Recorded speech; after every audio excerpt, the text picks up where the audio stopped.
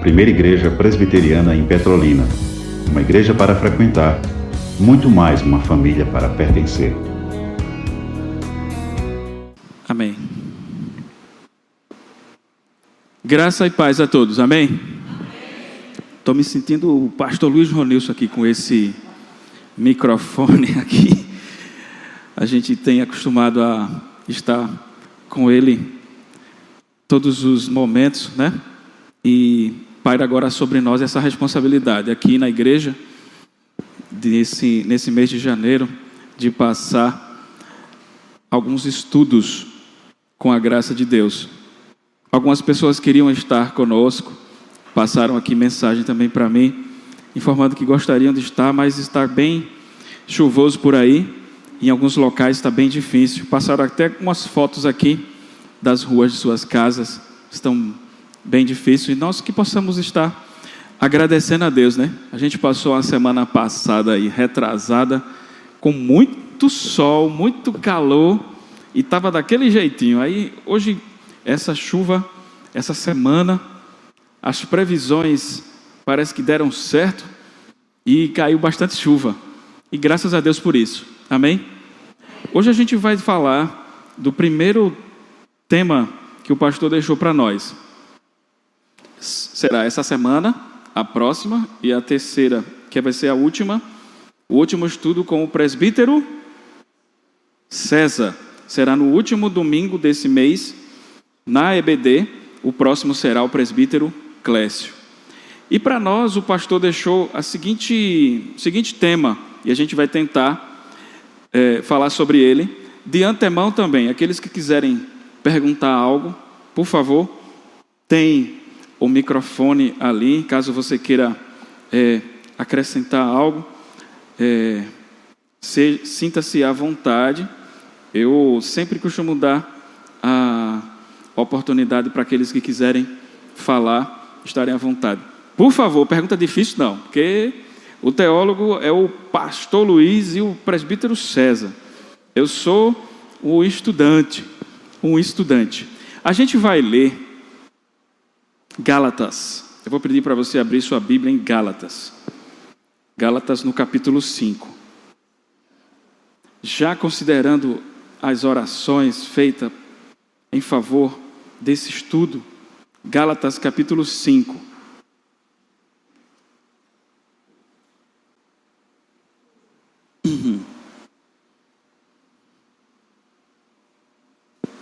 Já está aí projetado? Tá ali. Daquele jeitinho que vocês já acostumaram a ver comigo aí, né? E eu fiz questão de trazer essa imagem, tá bom? Gálatas capítulo 5, e o tema para mim é o fruto do Espírito, e o verso 22. Vamos todos ler? O fruto do Espírito, verso 22, diz assim: mas o fruto do Espírito é... Até aí. Calma, relaxa o coração. O texto para mim é os primeiros 3. Mas o fruto do Espírito é amor, alegria, paz. Esses são os temas que ficaram para mim. E aí, foi uma semana intensa, com muitos estudos para poder trazer ou algo que talvez a gente nunca tenha escutado. Se eu conseguir fazer isso, será uma proeza da minha parte. E também relembrar alguns conceitos do fruto do Espírito, certo? Então, nós iremos tentar fazer isso. E, inicialmente, eu gostaria de dizer que falar sobre o fruto do Espírito é algo muito, muito relevante para a nossa vida. Porque nós iremos ver com o passar desse estudo que é algo que precisa estar dentro de nós. É algo que precisa estar dentro do cristão. Você acredita que esses frutos estarão nos descrentes, sim ou não? Deixa eu perguntar de novo. Você acredita que esses frutos aqui estarão presentes no descrente, sim ou não? Muito bem. Nós entendemos que o fruto do Espírito é para os cristãos, embora, e aí vai a ressalva, embora muitas pessoas não convertidas, eles demonstrem, ainda que por sentimento e por razões humanas, algumas delas, como o amor, como a alegria e como a paz, que são o tema deste estudo especificamente. E eu vou fazer o possível para não entrar no tema dos demais, entendeu? Porque na sequência aqui, numa empolgação, de repente a gente pode falar alguma coisa, mas o meu é amor, alegria e paz. E aí, é fácil isso aí? É fácil você ter amor, alegria e paz, tudo junto, na mesma pessoa, exalando isso? É fácil? O que é que vocês acham? Sim ou não?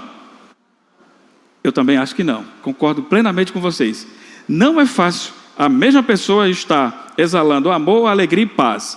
Normalmente o amor, a gente só faz isso com o cônjuge, com o filho, com a filha.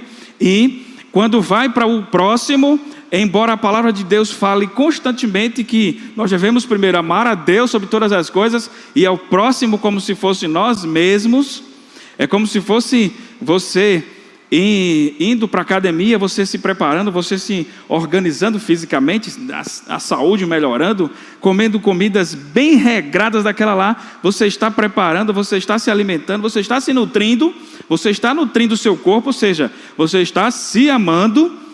Como uma vez um colega meu disse, eu dei um presente para mim mesmo, Beto. Foi mesmo? Foi, porque eu me amo. O camarada disse para mim, eu me amo. Eu me dei um presente. Disse, nossa, essa geração do século 21 é cheia de novidade. Eu me dei um presente. E eles realmente falam sobre isso, porque eu me amo. E se você se ama, o que é que a palavra diz? Amar a Deus sobre todas as coisas e ao próximo como a você mesmo. Então, se você se ama a ponto de se cuidar tanto, o que é que a palavra de Deus orienta? Você precisa amar o próximo. E aí é onde entra. É fácil? Sim ou não? É difícil até umas horas, pode falar, não tem problema não. Está todo mundo no bolo. Porque assim, às vezes é muito fácil você amar alguém quando alguém só diz sim, sim. Aí você faz uma coisa extremamente errada, aí o cara, sim, sim. É fácil. Oxe, eu gosto demais daquele homem, eu gosto demais daquela mulher. Por quê? Porque tudo que eu faço, mesmo errado, ele diz, tem problema não, vai nessa tua força, é assim mesmo. E aquele que vem lá e corrige diz assim, rapaz, você está errado, você não deveria fazer. A gente demonstra amor quando alguém chega assim, você não deveria fazer isso, faz isso não, você não está indo pelo caminho certo, deixa eu te dar um conselho. Aí a pessoa não quer. Por quê? Porque a pessoa, via de regra, só gosta daquele que o outro diz sim para você, para mim, o tempo todo.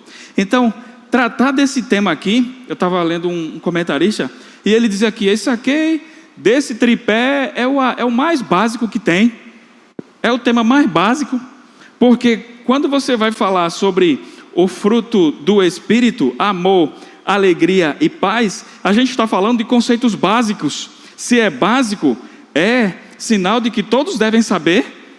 Se é básico, é sinal de que você deve estar ensinando. De tão básico que é, você deve estar mostrando para os outros. Não é básico? É básico. E aí a gente consegue fazer o básico?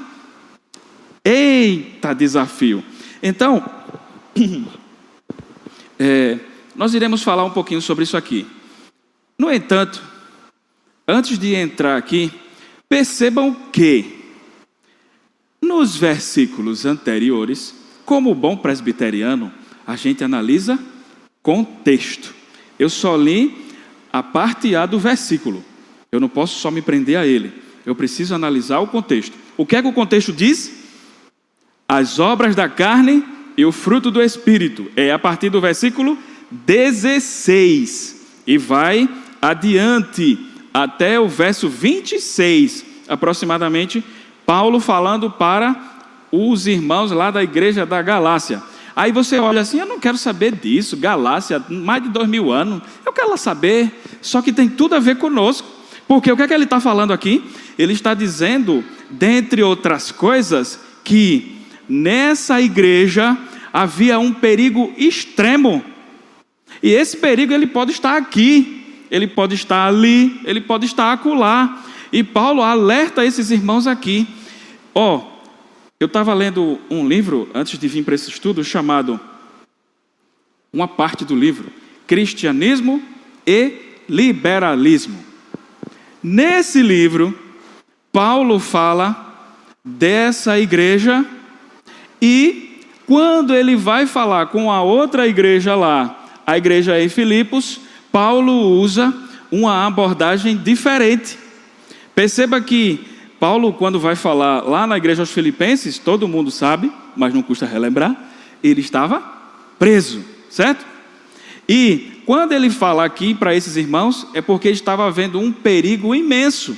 E aí, esse perigo era tão grande, que ele chega a dizer, e aí eu vou pedir para você ver aqui na sua Bíblia, em Gálatas capítulo 1,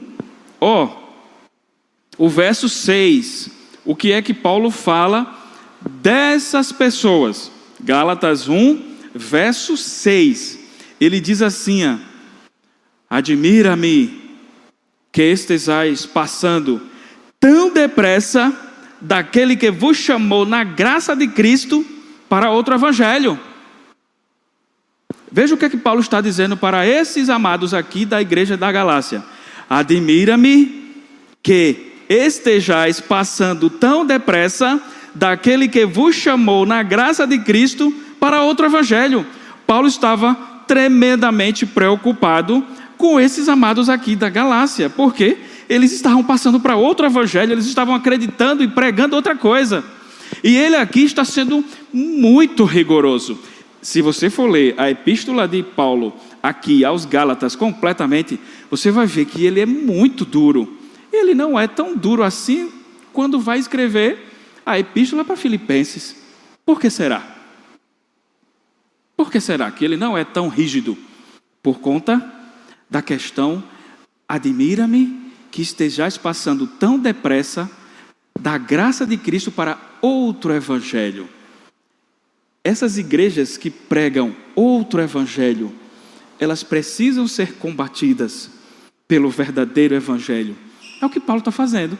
Ele está orientando os irmãos. E aí nesse capítulo 5 ele vem com essas obras da carne e fruto do Espírito. E o que isso significa para nós? Olha, essa semana eu estava lembrando de um episódio que aconteceu comigo. E aí eu fui apertar a mão de um colega lá no trabalho. Eu gosto sempre de ilustrar para depois dizer o princípio, certo? Eu fui apertar a mão de um colega do trabalho e ele estava conversando com o outro, e eu lá,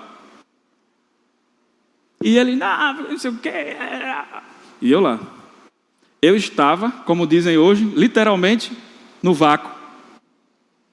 E eu lá, com a mão estendida. Aí depois ele, meu irmão. Aí apertou minha mão. Sabe o que é que acontece conosco muitas vezes? A gente acha que ser cristão possa ser que a gente não tem um objetivo na vida, não tem algo definido. Porém, eu gostaria de dizer para você que Deus nunca deixa você no vácuo. Nunca. Sempre quando há algo que é dito pelo próprio Senhor, Ele sempre mostra o que você deve fazer em seguida. Sempre. O que Paulo fez aqui ele disse, ora, no verso 19, as obras da carne são conhecidas, e são elas, aí começou a dizer, prostituição, impureza, lascívia, idolatria, e assim vai. E aqui está tudo que a gente não deve fazer. As obras da carne. E as obras da carne, ditas por Paulo, são obras que são do coração humano. Obras do coração humano. Então Deus nunca vai deixar você assim, nossa, que situação é essa aqui? Está aqui o alerta. É o alerta. Ele não vai te deixar no vácuo, sabe como? Aí ele vem para o verso 20, mas... Aí vem o remédio. Mas... O fruto do Espírito é... Aí ele começa a dizer... Os 3 para eu não entrar no próximo. Mas o fruto do Espírito é amor, alegria e paz. Nossa vida não é sem sentido. Tudo isso aqui, as obras da carne, refletem o comportamento humano. O que está no nosso coração. Nós muitas vezes, inimizades, porfias, ciúmes, iras. É pecado a gente se irar? Sim ou não? É pecado se irar? Não, muito bem. Manuel, foi primeiro lá. Não é pecado se irar, não. Agora, se essa ira continuar, e aí, é pecado? Sim, iras. Mas, exemplo, pode acontecer hoje do irmão lá, eu estava chegando aqui, eu saí do carro, aí agora quem chega vai lá com a sombrinha, aí a pessoa não se molha, mas eu fui um dos primeiros a chegar, o irmão não veio com sombrinha, aí eu entrei na chuva. Aí por conta disso eu vou me irar com ele? Posso. Se eu estou vendo agora o povo entrando tudo bonitinho, não se molha. Isso é um exemplo bem simples. Mas... Oi? Pode ter uma raivazinha, né, irmão? Rapaz, eu entrei logo cedo. Mas se isso continuar, aí é o problema. Discórdias. Vai haver discórdia entre a gente? Sim ou não? Pode, isso é sentimento humano. No entanto, aí é que vai a primeira lição desta manhã. No entanto, quando a gente percebe, mas o fruto do Espírito perceba que a palavra fruto está no singular. Eu sempre, quando eu ia citar esse texto, inclusive eu dizia, mas os frutos do Espírito eu estava fazendo errado. Eu estava falando errado. Talvez até você, em algum momento, já fez isso. Mas a palavra está no singular. Alguém poderia me ajudar a explicar por que está no singular? Porque ele vai relatar 9. Só que ele fala, mas o fruto é. Por que ele fala isso? Se são 9. É bom a gente pensar, né? É a gente refletir. Por que Paulo fala essas coisas? E nós percebemos aqui o seguinte. Relembrando, aqueles que quiserem comentar, por favor, peçam a palavra bem direitinho, levanta a mão para eu lhe ver, a gente dá a palavra, não tem problema, certo? Mas olha, o fruto do Espírito é amor. Mas por que ele está no singular? Sabe qual é a principal definição?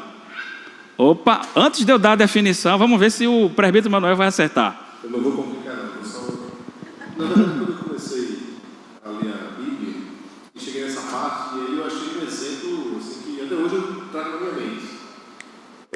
Quando você pensa no fruto, vamos pensar aqui rapidamente no fruto, né? Uma melancia, ele é um fruto único, ali ele tem uma parte só, a parte interna.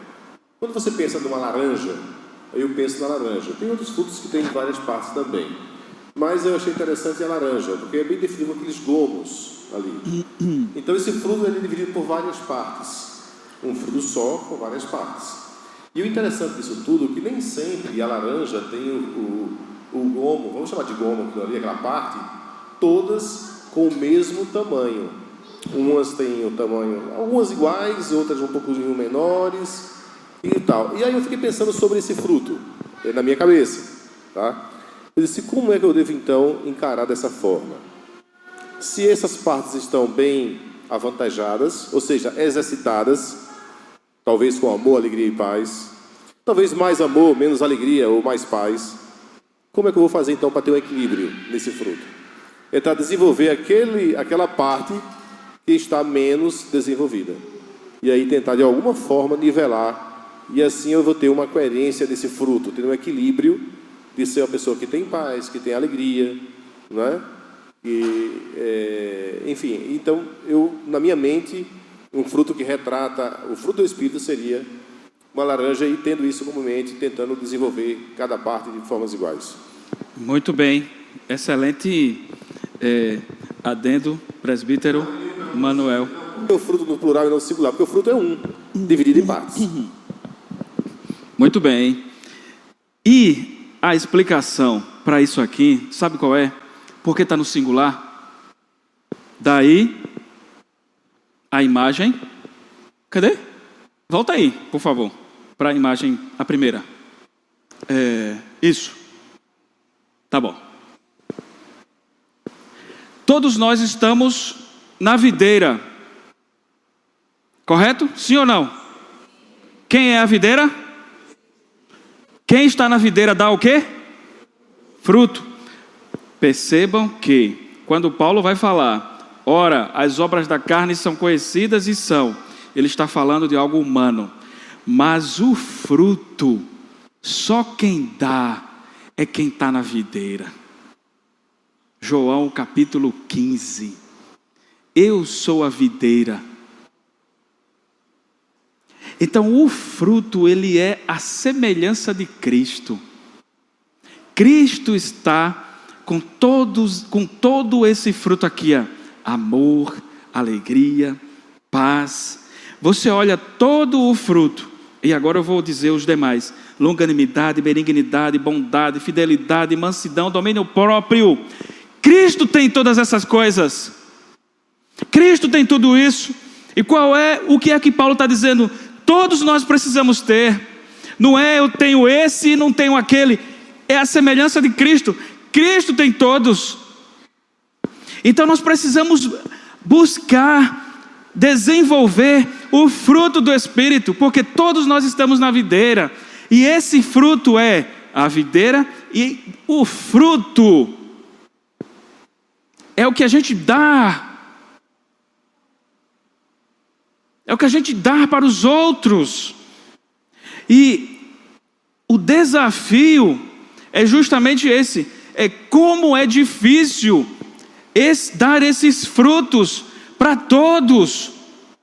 Porque nem sempre nós conseguimos fazer isso.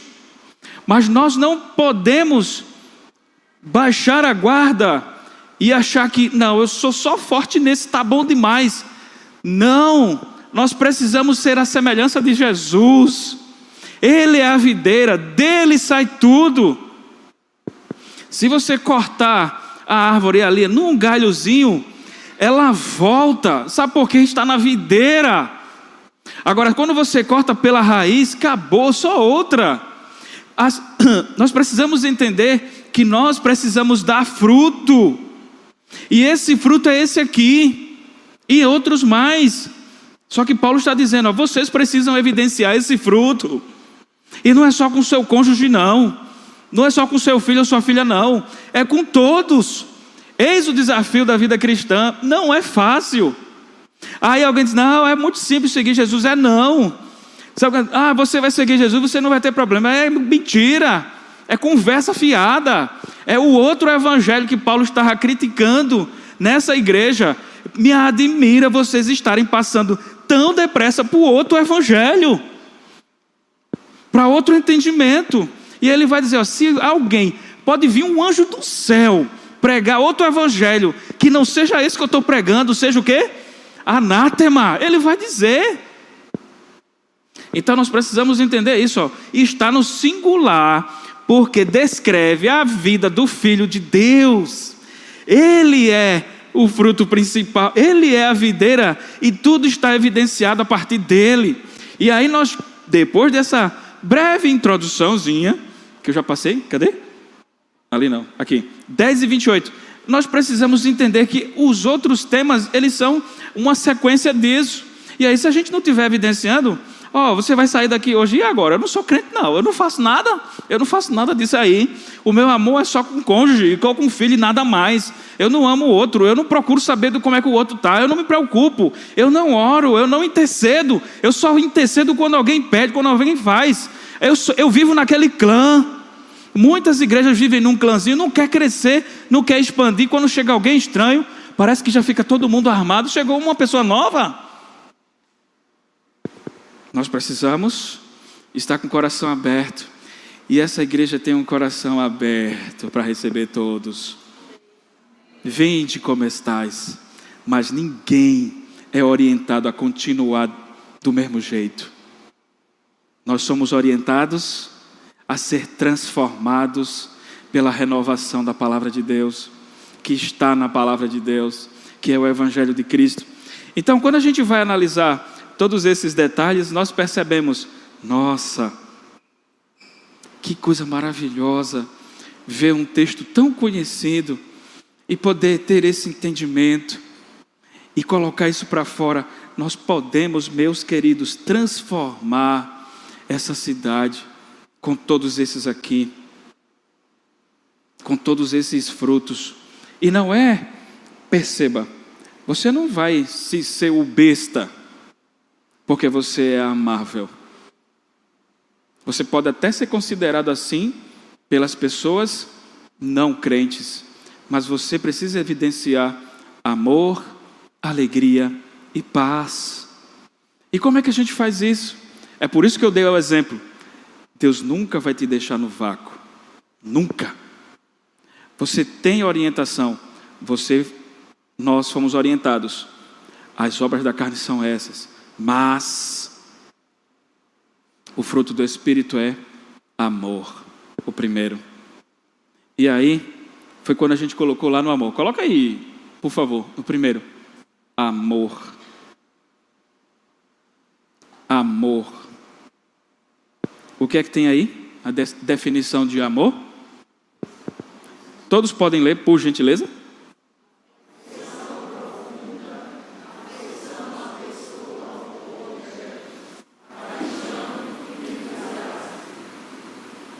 É isso aí. E muito mais. É só isso? Não. É muito mais.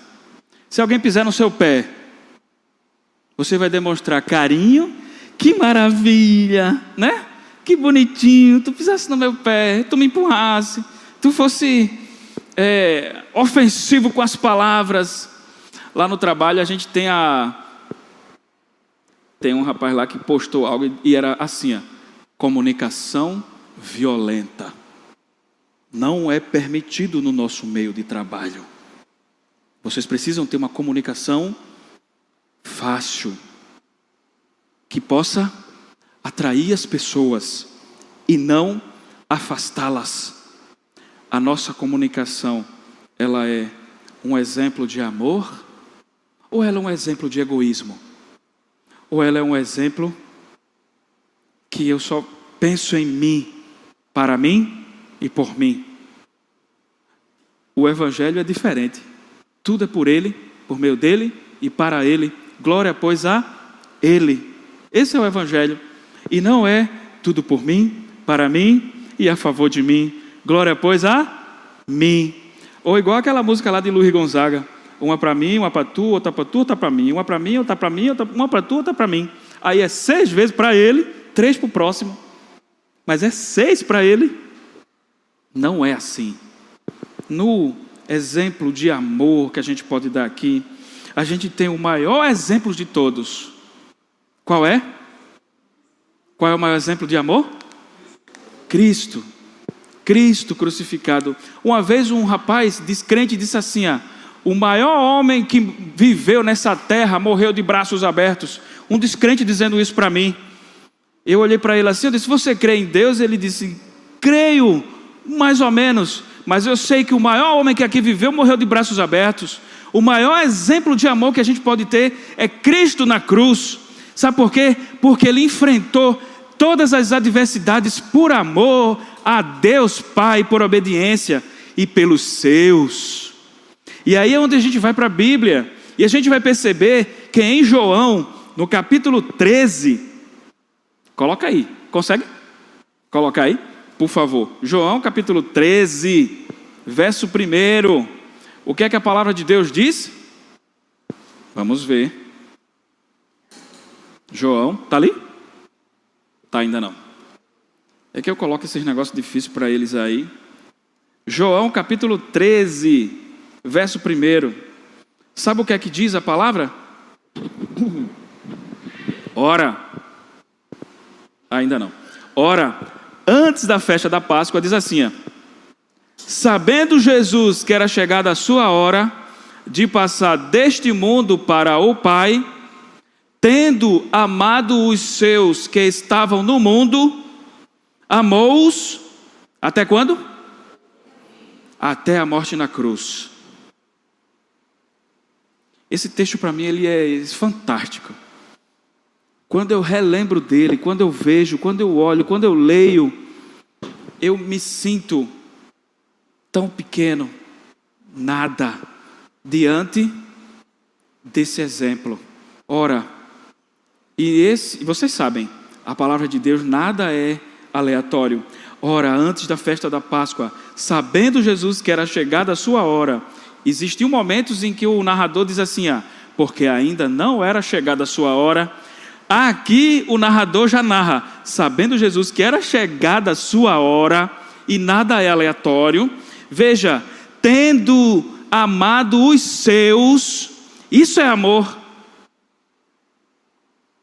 Jesus demonstrou esse amor pelos seus, todos os seus discípulos, todos os que viriam, porque ele iria fazer aquela oração, em onde ele iria orar pelos seus daquele momento, pelos seus que haveriam de vir. Então a gente percebe que, tendo amado os seus que estavam no mundo, ele amou-os até o fim. Ele enfrentou absolutamente tudo por amor. Esse é o exemplo de amor. Esse é o amor. Ele não é um amor tão simples assim, quando diz assim, não, amor é afeição. É também. Mas nós precisamos entender que o nosso Senhor, Ele tem um amor que, na verdade, nós só conhecemos o amor porque o amor vem de Deus. Nós só conhecemos porque Deus permitiu que nós conhecêssemos o que é amor. Tem um colega meu que disse assim, Humberto, eu queria muito ter um filho, e aí eu queria um menino. Eu queria um menino. Só que aí, quando a minha esposa engravidou, ela engravidou e a gente descobriu que era uma menina. Aí ele disse que aí ele ficou meio triste, porque ele queria um menino. Aí descobriu que era uma menina. Ele disse que ficou meio triste, Mas quando nasceu, quando ele começou a cuidar, aí ele disse assim, mas Humberto, eu percebi como é o amor de Deus. Ele não era crente, tá? Eu percebi como é o amor de Deus. Foi um amor tão intenso que eu tive pela minha filha, que eu não sei explicar. Sabe, às vezes nós falamos dele, mas a gente não sabe a grandeza que é. Um dos textos mais completos que relata o amor, não está numa música de um cantor secular, não está numa frase de um escritor descrente ou ateu, não. O maior texto que fala sobre o amor está na palavra de Deus. Está na palavra de Deus. Aí você quer ver definição de amor? Vá para a palavra, não vá pesquisar gente ateu que escreve um monte de bobagem. Não vá pesquisar em livros onde você desconfia que o autor tem tendências. Pesquise a palavra. Um dos maiores textos que fala de amor está lá. 1 Coríntios capítulo? Qual é? Você sabe, eu estou só relembrando. Aí lá você vai ver. Meus irmãos, Paulo parece até algo justamente impressionante, esse capítulo 13 de 1 Coríntios, porque é como se fosse, algo divino. Paulo chega e diz assim, ainda que eu fale a língua dos homens e dos anjos, se não tiver amor, serei como o bronze que soa, ou como o símbolo que retine. E aí ele vai dizer, o amor é, verso 4, benigno. O amor é paciente. Aí veja quanta coisa o amor é. Aí você vai perceber, realmente, esse amor, ele é um amor que vem de Deus. O amor, ele vem de Deus. É impossível eu ter esse amor que não seja, se não for de Deus. É por isso que eu, cristão, você, cristão, cristã, e quando você está na videira, via de regra, você tem que exalar esse amor. Porque você está na videira, que é o amor principal, Cristo. Cristo Jesus. E aí, justamente, afeição profunda. A gente tem afeição? Tem. Eu gosto demais de um, de dois, de três. Gosto de todo mundo. Mas o amor, ele está dizendo que é uma afeição profunda. É algo que vem de Deus. Eu não consigo, assim, mensurar com palavras. Eu preciso mostrar com ação. Se eu digo, meu irmão Michael, eu te amo demais em Cristo Jesus. Aí na hora que Michael precisa, aí eu dou uma de esquivão. Hoje a gente vê muito isso. A gente fala que sim, mas só basta uma coisinha. A gente não demonstra. É afeição profunda. É se colocar no lugar do outro. Sentir o que ele sente. Teve uma vez com um rapaz lá, um diácono, estava passando uma dificuldade imensa. Ele tinha um problema sério num órgão genital. E aí, eu era o superintendente na época, eu fui falar. Lá eu não aguentei. Eu fui falar do irmão, eu comecei a chorar. Aí eu disse, eu vou parar por aqui, por quê? Porque o carinho, o amor que a gente tinha pelaquele irmão era tão grande, que eu nem continuei a falar. E os cabas grandes choravam, os caras grandes, mais de 100 quilos, choravam. É o meu caso. Os caras grandão, não tem isso não. É ou não é, Michael? Quando o Michael estava com aquela dificuldade, eu fui lá eu passei uma manhã com ele, ou foi uma manhã, não foi? Foi quase a metade do dia. Aí o Michael teve uma hora que eu saí para pegar alguma coisa lá no hospital, e quando eu volto, tá Michael de pé. Que é isso, mano? Aí Michael estava lá falando com a mãe dele, chorando. Um homem com mais de 100 quilos, chorando. Eu disse, teu peso foi? Hoje está menos. O irmão está light. Mas veja, amor. Amor é uma afeição profunda. E o que o Senhor está dizendo, e que Paulo está dizendo para a igreja da Galácia, está dizendo para nós, é que nós devemos amar as pessoas. Não é só a namorada. Eita, é só minha namorada agora. Quem quiser que se exploda. Está errado. É só meu cônjuge, é ela e nada mais. O mundo que se exploda. Está errado. Se você é cristão, você deve amar as pessoas. Eu devo amar as pessoas, porque é isso que a palavra orienta. Então este sentimento, por mais básico, é o primeiro.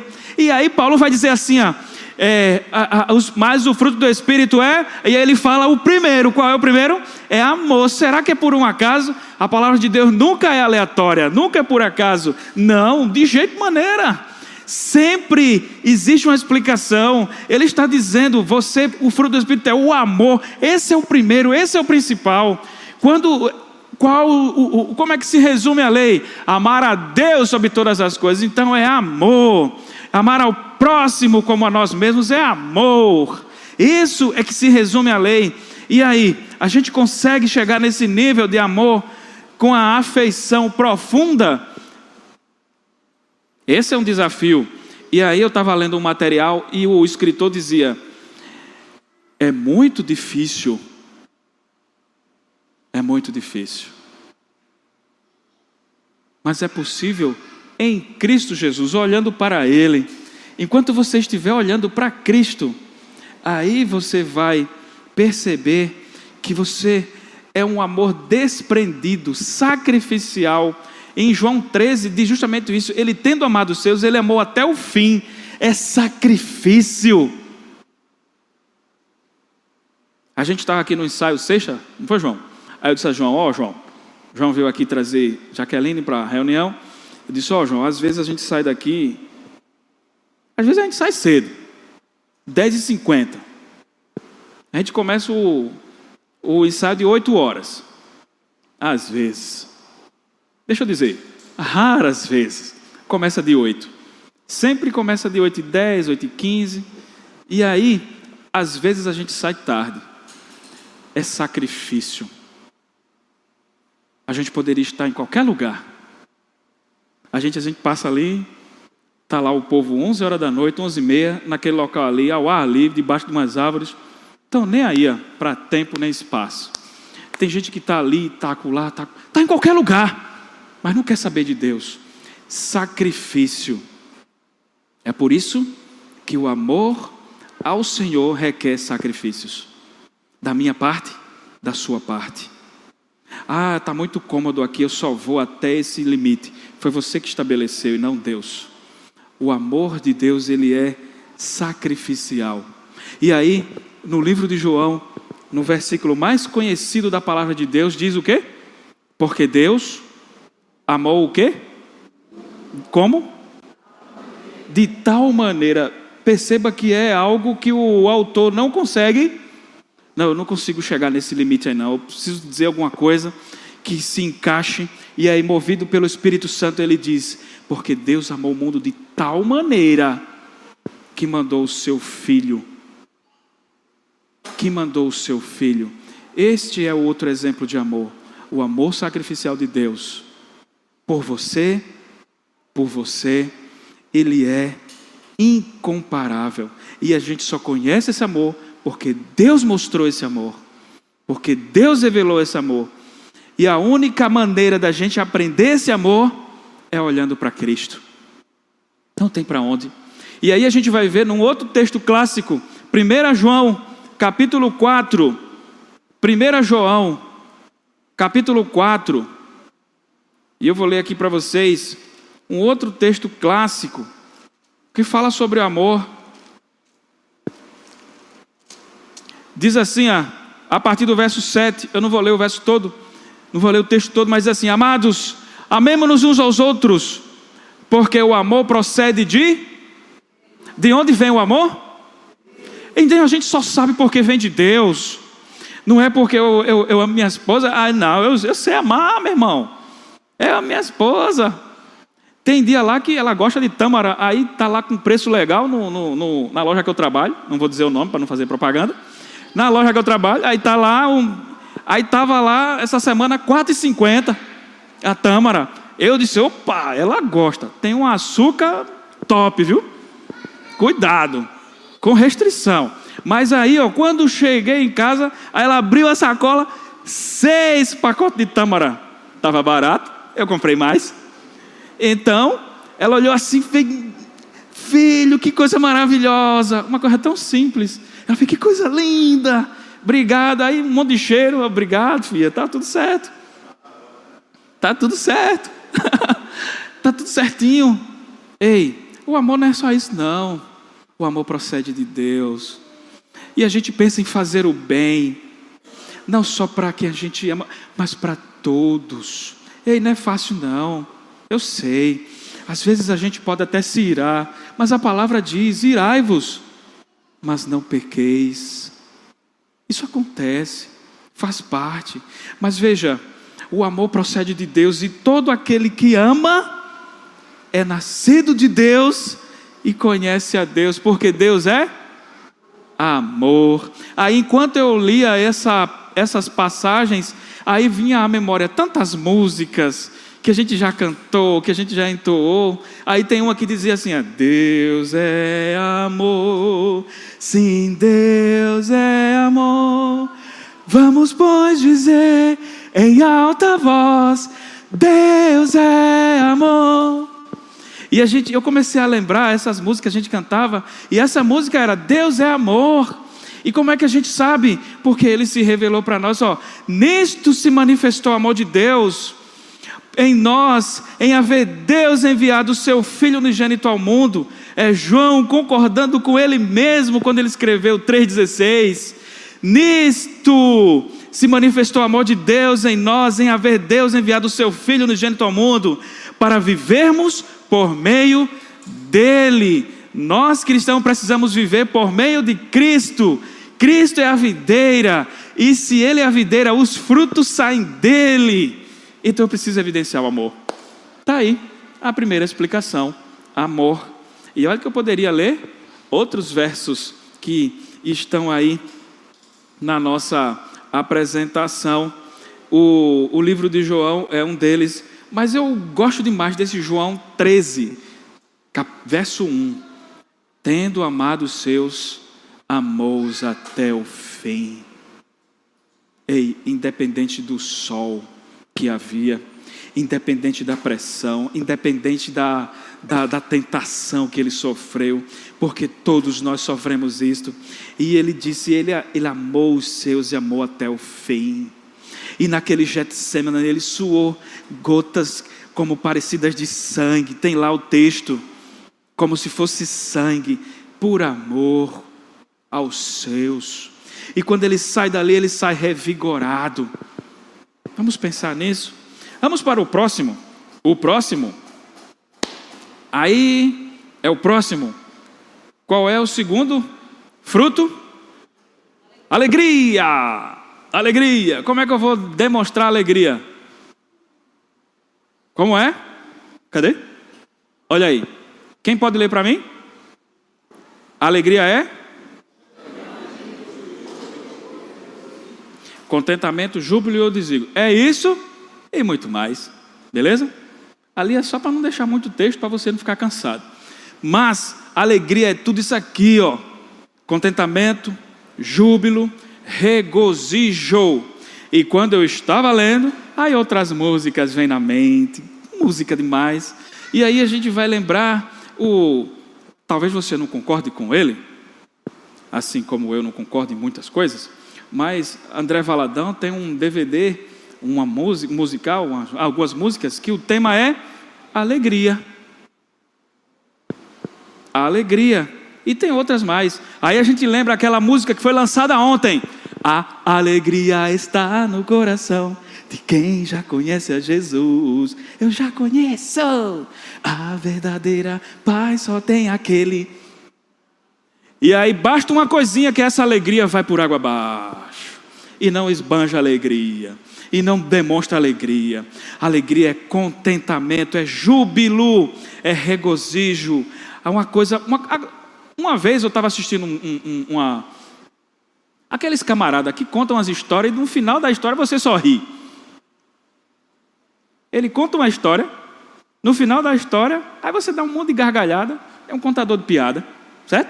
Aí eu estava assistindo um caba desse, aí no final eu só ri até mais horas. E Wanda também dizer, meu irmão, é muita onda. E aquela alegria entre aspas. Porque depois que passava a piada, a gente só ria, acabou a alegria. A alegria que Paulo está falando, ela não tem fim. Porque ela está em Cristo, neste contentamento nele, neste júbilo nele, nesse regozijo nele. Então essa alegria que Paulo está dizendo esse é o outro fruto do Espírito, alegria em pertencer, alegria em pertencimento, alegria em um Senhor ter me escolhido antes da fundação do mundo, e eu não demonstrar essa alegria, era para eu viver a minha vida inteira alegre. Muitas vezes a gente não demonstra absolutamente nada dessa alegria que era para ser contagiante. Era para contagiar os outros. Os cristãos deveriam ser exemplos de alegria, porque a sua alegria não está nas coisas. A alegria do cristão não está nas coisas. A alegria do cristão... teve uma época, eu vou dizer. Teve uma época que o meu coração me alegrava, sabia? Às vezes eu me acordava, eu vou me entregar. Veja que situação. Às vezes eu acordava de manhã, aí eu ia lá no celular, abria o celular, ia olhar a conta, tem tanto. Aí eu ficava alegre. Que pena. A nossa alegria não é essa. Aí teve uma vez que eu brinquei, né? Que não tem jeito. Às vezes eu tento dar uma recuada para não brincar tanto. Quem me conhece mais próximo sabe que eu gosto de ficar tirando onda aí até Paulo que o diga, né? Lá no churrasco. É tanto que ele nem quer que eu chegue perto dele mais. Aí eu obedeci, né? No último churrasco, nem perto dele eu cheguei. Aí, eu conversando com ela, eu disse, hoje eu estou tão feliz, filha. Aí, por quê? Porque o Sport ganhou ontem. Ela falou, a alegria dele. Só isso. É lógico que eu estava brincando. Mas a nossa alegria, o nosso contentamento, ele tem que ser em Cristo. Perceba que é uma coisa interligada, bem juntinho da outra. Amor, alegria. Amor, alegria. Se eu amo com o amor que Deus me concedeu a ter, a alegria vai ser uma consequência, porque pode vir o que for, eu vou estar sempre com regozijo. E aí tem uns textos, Salmo 43, verso 4. Salmo 43, verso 4. Veja o que é que diz aqui sobre alegria. Salmo 43, verso 4. Então, irei ao altar de Deus. Então, eu vou ler. Irei ao altar de Deus, que é minha grande alegria. Ao som da harpa eu te louvarei, ó Deus, Deus meu. Veja o que é que o texto está dizendo. Aí, está projetado. Então, irei ao altar de Deus. Ou seja, eu vou procurar estar na sua presença. Tem gente que vem para a igreja e não tem alegria mesmo não. É nítido. Vem, parece que é para cumprir um praxe. Os crentes, eles demonstram essa alegria. Sabe por quê? O contentamento é estar na casa do Senhor, é estar na presença do Senhor, é estar com o Senhor, presente Ele está, e estar em comunhão. Aí o salmista ele vai dizer assim, então irei ao altar de Deus. E aí ele diz, de Deus, que é a minha grande, quem tem que ser a nossa alegria? Não são as coisas. Aí a gente trocou o carro, a gente pegou o carro lá de Luciano, eu paguei caríssimo para ele, a gente comprou o carro lá dele, a minha alegria está no carro. Aí ele comprou de Manuel bem baratinho, caríssimo, mas a minha alegria está nisso? Não, pode ter certeza, eu não estou aqui falando o que eu não faço, porque é muito fácil e perigoso a gente falar e não fazer, é muito perigoso, e a gente precisa estar atento, mas a minha alegria é estar na presença do Senhor, é estar na sua casa, é como o pastor falou no começo, serão 52 semanas de EBD, 52 quintas-feiras. Ano passado, ele também falou isso. E era a mesma quantidade de semanas. Eu só não vim quando eu fui escalado para trabalhar e quando eu estava doente. Nas outras, eu estava aqui. Se era classe única, não tem problema. É aprendizado. Aí tem gente que usa, não, é classe única, eu vou não. E aí? A alegria é esse contentamento, estar na presença do Senhor, independente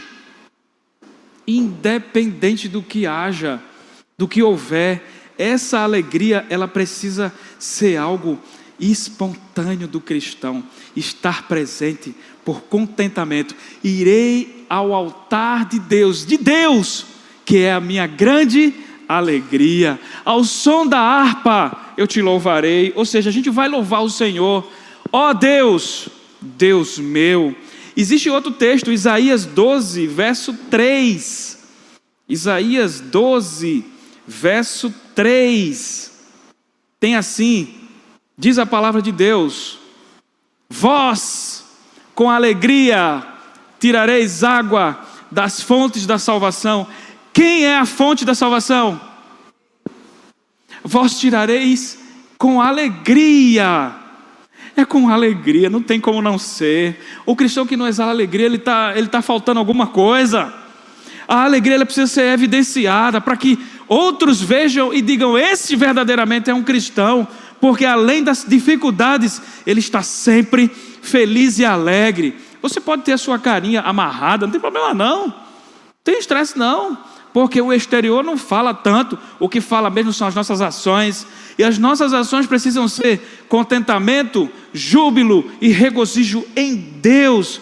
Vós com alegria tirareis água das fontes da salvação. As fontes da salvação é Cristo, é a videira de João 15, e quando essa videira nos preenche, a gente exala frutos, e este fruto é a alegria. Neemias, o capítulo 8, o verso 10, a parte D, já o final do versículo, ali: portanto, não vos entristeçais. Por quê? Porque a alegria do Senhor é o quê? Aí eu falo um versículo para uma pessoa que está triste, um versículo desse: porque a alegria do Senhor, não se entristeçam, a alegria do Senhor é a sua força. Tá certo, tá bom. Aí a pessoa fica amarrando aquele clima. A alegria do Senhor é a sua força. A palavra diz que quando somos fracos, o Senhor é forte. Ele sempre é forte, e o poder dele se aperfeiçoa na nossa fraqueza. E quando nós estivermos fracos, aí é que a gente tem que buscá-lo. Então, contentamento, júbilo, regozijo é estar na presença do Senhor dessa maneira, entendendo o que o Senhor é, sabendo o que Ele é. Não precisam, eu sei que isso é um sentimento humano, ansiedade, mas não precisam entrar em desespero. Eu faço calma. Eu costumo dizer no trabalho que eu disse que eu estou ficando ansioso. Rapaz, às vezes eu digo lá: você nasceu de quantos meses? Aí a pessoa diz: eu acho que foi de 8. Aí eu disse: eu acho que não foi não, porque você nem termina de falar, você já está falando outra coisa. Eu nem estou começando a lhe responder, você já está pedindo outra coisa. Calma, vamos ter calma. Quando a gente se acalmar, a gente vai perceber que a voz de Deus, ela também está na bonança. Tem aquele texto que diz: veio um fogo imenso, um terremoto incrível. Deus estava nesses fenômenos? Não, mas quando veio uma brisa suave, o Senhor estava lá. O Senhor muitas vezes está onde a gente nem imagina, nessas brisas suaves. Nós precisamos acalmar o nosso coração, muitas vezes, que está tão desesperado com coisas passageiras. A nossa alegria não pode ser em coisas passageiras. Certa vez alguém disse assim: tenha a sua alegria em Deus e não nas coisas, porque quando você perder essas coisas, o principal da alegria você continua tendo: Deus. Tenha a sua alegria em Deus e não nas coisas, porque pode ter coisas que eu vá perder. E quando eu perder essas coisas, aí eu vou me desesperar, porque a minha alegria está nelas. E a palavra de Deus vem dizer: a nossa alegria é estar na tua casa. Quem aqui já namorou ou está namorando, sabe como é que é no começo? É uma maravilha, não é não? No começo é uma alegria, só quer estar junto, e é um agarrado, não sei o quê, e no começo. Aí o tempo vai passando, aí só anda assim, agarrado mesmo no começo. Aí depois que vai o tempo passando, os anos vão passando, vai passando. Quando vai andar na rua, é um ali, outro ali. Cadê a alegria? Cadê a constância que o Senhor exige de nós. Uma vez eu disse, baseado em outra pessoa, porque a frase não é minha, a vida cristã não é uma corrida de 100 metros, 10 segundos. A vida cristã é uma maratona, onde durante a vida inteira a gente precisa manter-se constante, crendo que Deus supre as nossas necessidades e por isso nós devemos estar alegres. Eu te pergunto, faltou algo na tua vida em 2024? Sim ou não? Sabe por quê? Porque Deus é fiel. Ele disse, eu vou estar com vocês, embora haja tribulações, eu vou estar com vocês. Eu estou com vocês até a consumação dos séculos. Palavra de Jesus. E eu creio nesta palavra. Creio nesta palavra. Vamos para o último ponto. O último ponto é paz. Cadê? Aê, muito bem. Paz. E aí, o livro de João também tem essa explicação também. Tem em outros lugares. Mas aí, o que é que tem lá? Paz? Tem o quê? Tranquilidade. Bora, gente. De novo. Não foi ensaiado, não. O primeiro é? Qual é o segundo? Eu acabei de falar de ansiedade, não foi? Eu já falei de propósito, porque ia vir o terceiro ponto. Tranquilidade. É fácil?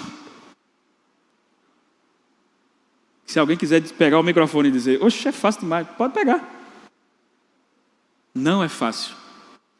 Principalmente quando você trabalha com um monte de gente ansioso do seu lado. Que lá parece que sai um, chega outro. Tem gente que corre. Não, peraí. Aí se sai. É sério, sem exagero. Eu faço, calma mesmo. Eu vou fazer, calma, eu vou pedir, calma, a gente vai desenrolar. Tranquilidade. E aí vem esses textos para mostrar para a gente que o cristão precisa evidenciar também paz no coração. Paz. E aí, mais uma vez, eu lembro de músicas que a gente já cantou e que a gente pode cantar. E aí tem uma música que diz assim, ó, a minha paz te dou, mas não como o mundo a dá, pois esta paz real provém da fé, amigo. Paz. Aí quando você está assim, aí você ouve aquele momento sereno de tranquilidade, pode ter certeza, é o Senhor querendo te mostrar paz. E aí, João capítulo 14, verso 27, vamos ler aí, João 14, verso 27, a gente vai ver um exemplo de paz.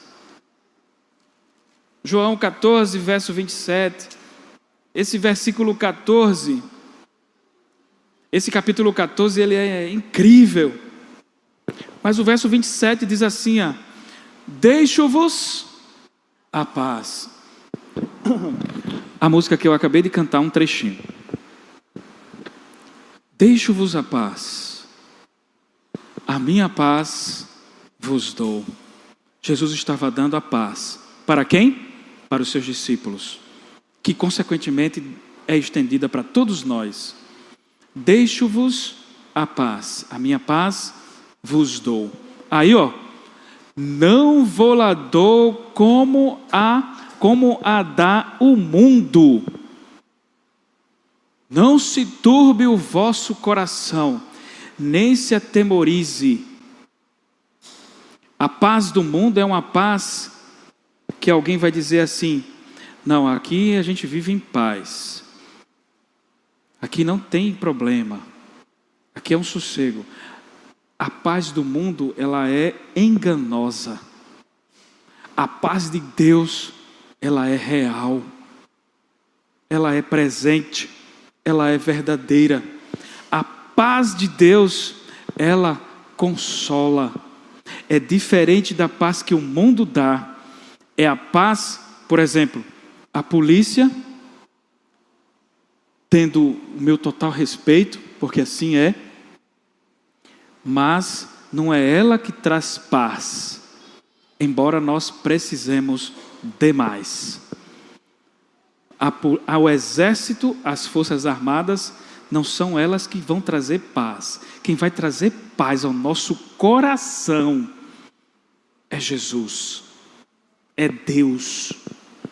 Por quê? Porque Ele falou, e inclusive é bíblico, quando estiver tudo parecendo que está com muita paz, aí virá a destruição. Todo mundo casava-se e dava-se em casamento, até o dia que Noé entrou na arca. Vai ser o tema da mensagem do próximo domingo. Até o dia que Noé entrou na arca. Eles pensavam que estavam em paz. Na verdade, não havia paz. E o que eu gostaria de dizer, que essa paz, ela excede todo entendimento. E tem um outro texto aí, que eu gostaria de ler primeiro, Mateus capítulo 8,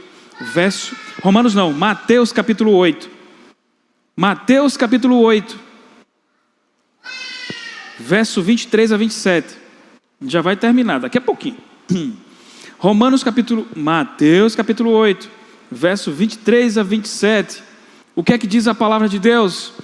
Diz assim, ó, então, entrando ele no barco, ele quem? Muito bem. Então, entrando, texto conhecido demais. Quando o Hernandes foi ler esse texto lá na Consciência Cristã, na abertura lá, se eu não me engano foi 2019, foi 2018. Aí eu disse, Hernandes vai ler um texto desse, tão conhecido, o que é que vai vir aí? E eu fiquei de graça, porque no final estava o Senhor sendo enaltecido. Sabe por quê? Porque a palavra de Deus se renova todos os dias. A palavra de Deus é como uma espada de 2 gumes, ela penetra o nosso ser, ela transforma. É por isso que a gente tem que estar citando a palavra constantemente. Então, entrando ele no barco, os seus discípulos o seguiram. Eles estavam, logicamente, num barco, e um barco foi feito para estar onde? No mar. Então vamos lá. Eis que sobreveio no mar uma grande tempestade, de sorte que o barco era varrido pelas ondas. Você já deve ter visto cenas dos navios, os barcos lá no mar tal. Eu mesmo tenho medo. Se algum dia ela inventar, vamos tirar uma férias, passar num navio, Deus me livre. Eu tenho medo. Então vamos lá. Aí, entretanto, Jesus estava como? Como é possível você estar num barco, o mar revolto, uma tempestade, e você está dormindo? Como é possível você estar passando por uma dificuldade? Você está caminhando para a sua cabeça ser decapitada, no caso de Paulo. Como é possível alguém estar assim e ainda assim ter paz? Como é possível alguém ser jogado nas arenas com os leões famintos de propósito há muitos meses, justamente para quando serem os cristãos jogados lá e eles estarem cantando?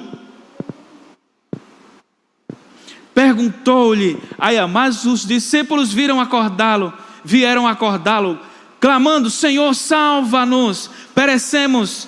Perguntou-lhes então Jesus, por que sois tímidos, homens de pequena fé? E a tempestade estava lá, homens de pequena fé, e levantando-se, ou seja, pelo texto aqui, está dizendo que Jesus, quando respondeu, então ele estava ou sentado ou deitado ainda. Porque vocês são tímidos, homens de pequena fé? Aí o texto prossegue e diz assim, levantando-se, olha, repreendeu os ventos e o mar, e fez-se grande bonança. Aí, verso 27, e maravilharam-se os homens, dizendo, quem é este? Que até os ventos e o mar lhe obedecem. Esse é Jesus. Se ele consegue controlar as forças da natureza, a gente está vendo aí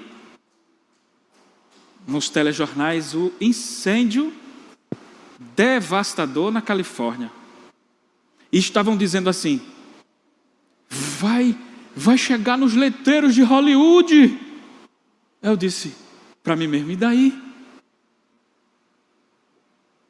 Eu não sei se vocês perceberam, eu acompanho uns camaradas lá no Instagram, e aí teve uma pessoa que zombou de Deus no evento da entrega do Grammy, que aquela Fernanda Torres ganhou.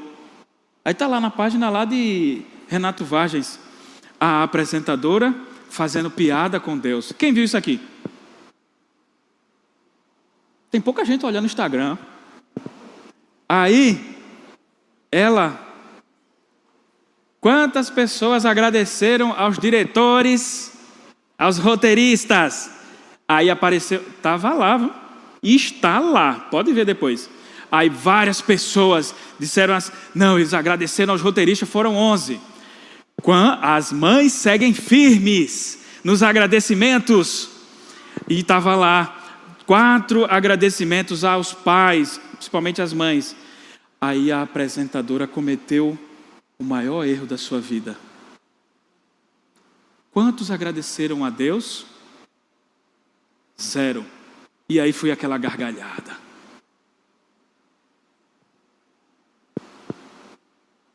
Sabe, pode até acontecer de ser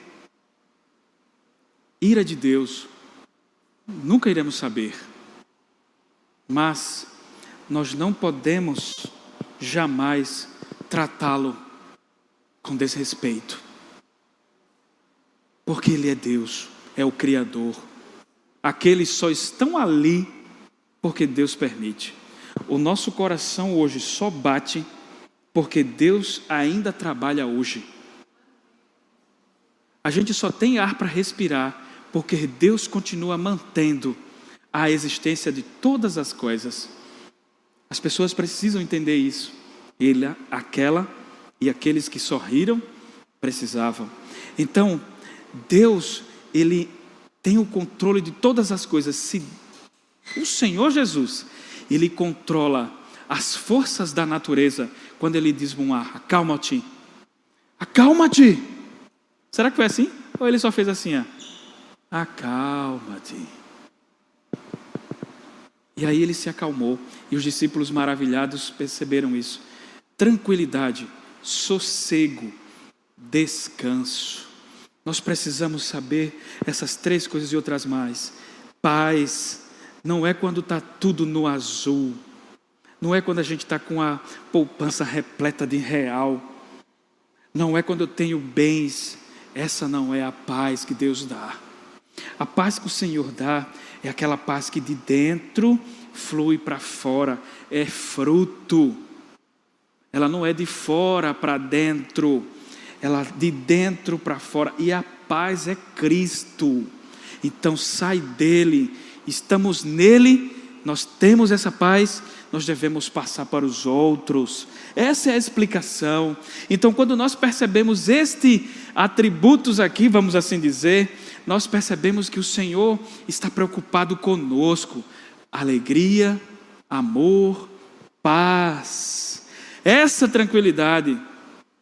E aí, tem o livro de Romanos, no capítulo 8, verso 38. Sabe, ele diz assim, ó, Paulo de novo. Ele fala assim, Romanos capítulo 8, verso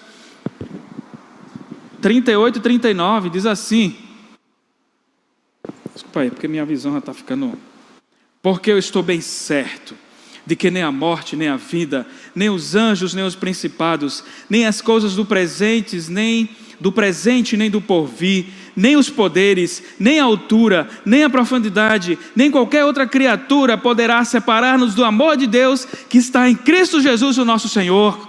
Amém? Ele está com... Não há um espaço aqui que Paulo deixou... Não, esse aqui ele não preencheu não. Ele está dizendo, porque eu estou bem certo de que, e aí ele preenche todos os campos da nossa vida, e ele diz, eu estou certo de que nós estamos em Cristo, e nada vai nos separar disso. Essa é a paz de Deus. Essa não é a paz conquistada com as coisas. A paz conquistada de Deus, para Deus, por meio dele para conosco, é essa, é em Cristo. É em meio às adversidades, naquele leito, naquela dificuldade, naquela falta de recurso, nós precisamos evidenciar essa paz. Se quem está lá fora não percebe os cristãos em paz, eles vão olhar para quem ser exemplo de paz? Eles precisam olhar para nós como exemplos de paz. Por quê? Porque nós estamos na videira, Jesus. Nós precisamos estar nessa videira. E esse exemplo de paz, ele é tão impressionante. Quando o Senhor acalmou, e aí eu lembro daquele nosso hino. Qual é o hino? 254, sossegai, sossegai. E aí o hino diz assim, são os discípulos dizendo, mestre, o mar se revolta, as ondas nos dão pavor, o céu se reveste de trevas, não temos um Salvador, não te dá que morramos, podes assim dormir, em cada momento nos vemos prestes a submergir. Aí vem o coro, as ondas atendem ao meu mandar, sossegai, convosco estou para vos salvar, sossegai, sossegai. Sabe quem é que pode evidenciar essa paz de Deus? E aí eu gostaria de ler o coro de novo. Aí Jesus diz assim, isso está no hino, vê que coisa maravilhosa. As ondas atendem ao meu mandar, sossegai. Seja o encapelado mar, a ira dos homens, o gênio do mal. Tais águas não podem a nau tragar, que leva o Senhor, Rei do céu e mar. As águas estavam levando o Rei do céu e do mar. Vocês acham que as águas iriam tragá-lo? Jamais. Pois todos ouvem o meu mandar. Sossegai, sossegai. Convosco estou para vos salvar. Sossegai. Só quem pode desfrutar essa paz é quem está em Cristo, na videira verdadeira. Então nós podemos perceber que a paz que Paulo estava falando lá para os irmãos da Galácia era a paz de Deus. Paz esta que pode ser evidenciada nos momentos difíceis. Porque tinha um colega meu, um amigo meu, que dizia assim, Betinho, é João que me chama assim, né? Betinho, bom no bom é muito bom. Eu quero ver ser bom no ruim. Eu quero ver essa paz quando você estiver passando por dificuldade. Tem um trecho de um vídeo de Augusto Nicodemos diz a paz ela tem que ser evidenciada, o amor, quando tudo estiver dando errado, quando tudo estiver ao contrário, quando o mar estiver revolto. Eu quero ver você evidenciar a paz nestes momentos, porque quando está tudo bom, é muito bom. Eu quero ver paz, descanso, sossego, e nós temos essa responsabilidade, essa missão cabe aos cristãos, à igreja, mostrar a paz de Deus, a paz que Jesus dá. Estamos caminhando para o fim? Vamos lá para a próxima etapa aqui da apresentação, que diz assim, alguns textos, já foi lido, e o próximo, vai, pode ir aí. Estes 3 primeiros elementos que compõem o fruto do Espírito estão diretamente ligados a Deus e a nossa relação com Ele. Qual a sua relação com Deus? É excelente, é boa. Será? Antes, quando eu era pequeno, eu ia para a igreja porque meus pais me levavam. E desde pequeno eu aprendi um monte de coisinha.